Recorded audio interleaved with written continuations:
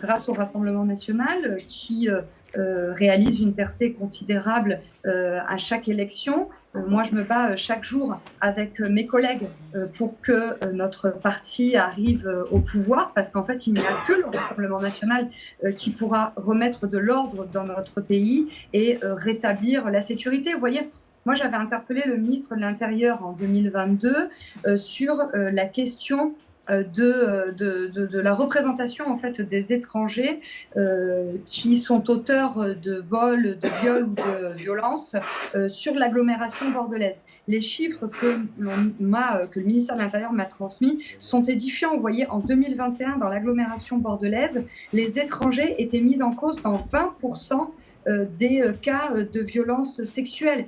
Et en fait, dans mon département, la Gironde, plusieurs fois par an, malheureusement, nous avons des exemples d'étrangers qui commettent, en fait, qui s'en prennent aux femmes. Vous voyez, j'ai pris quelques exemples, là, du coup, des exemples de cet été. Vous voyez, août 2025, à Villeneuve-d'Ornon ou à Senon, et ben, un Marocain sous OQTF s'est retrouvé nu dans la chambre d'une jeune fille de 17 ans. Dans le tramway bordelais direction Senon, un OQTF a été mis en cause pour une agression sexuelle sur une fille de 17 ans.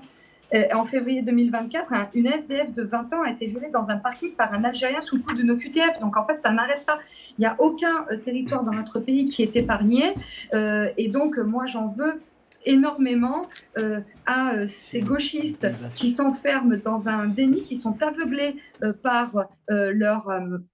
voilà, par leur politique, par leur vision immigrationniste de la société. Et j'en veux aussi à l'immobilisme de ce bloc central, de ce socle commun qui se soumet idéologiquement à la gauche et qui fait aujourd'hui que les femmes françaises eh bien, sont ou des sous-victimes ou alors, enfin voilà, je dirais, les vies brisées de ces femmes ne sont absolument pas prises en compte et on assiste même quasiment à une banalisation du viol.